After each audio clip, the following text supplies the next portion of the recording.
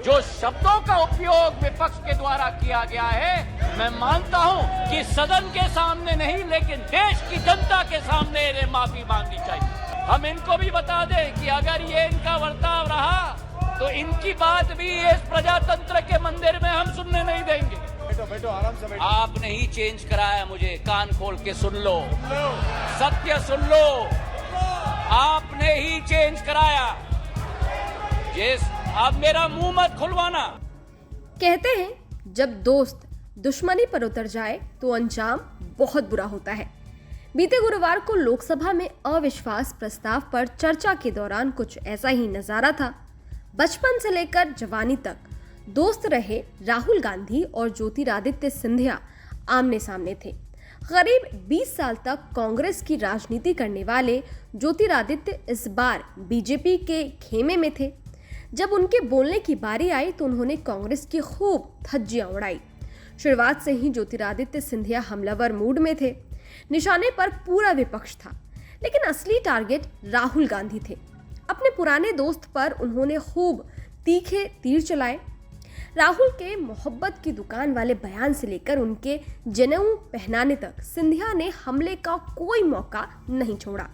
हालांकि तब राहुल गांधी सदन में मौजूद नहीं थे, लेकिन सिंधिया ने सोनिया गांधी के सामने राहुल पर चुन चुन कर हमला किया और साफ कर दिया कि दोस्ती अब दुश्मनी में बदल चुकी है। इतना ही नहीं, कांग्रेस के भ्रष्टाचार गिनाने के लिए सिंधिया ने राहुल गांधी के पिता राजीव गांधी को भी नहीं छोड़ा। जबकि राजीव गांधी और ज्योतिरादित्य सिंधिया के पिता माधवराव सिंधिया बहुत अच्छे दोस्त हुआ करते थे। दोस्ती ऐसी थी कि जब राजीव गांधी प्रधानमंत्री बने तब उन्होंने माधवराव को अपनी कैबिनेट में मंत्री बनाया, जबकि इंदिरा गांधी ने उन्हें ऐसा करने से मना किया था। अब आप भी सुनिए ज्योतिरादित्य ने राजीव गांधी के बारे में क्या कहा।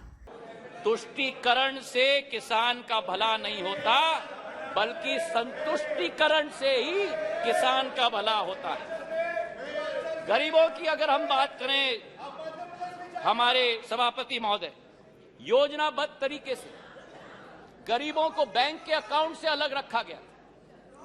हमारे देश के पूर्व प्रधानमंत्री ने कहा कि जब 1 रुपया भेजा जाता है केवल 15 पैसे खाते में पहुंचता है, मतलब 85 पैसे बिचौलियों की दुकान के आधार पर जाता है।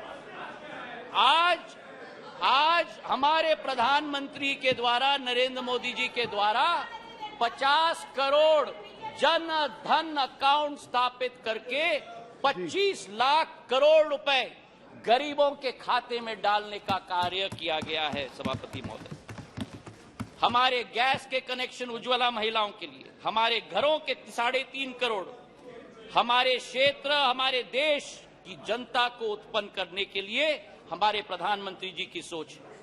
अर्थव्यवस्था की बात हमारे वित्त मंत्री जी ने किया।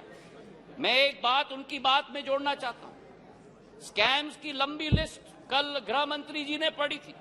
कोल का स्कैम हुआ, 2G का स्कैम हुआ, अनेक स्कैम हुए।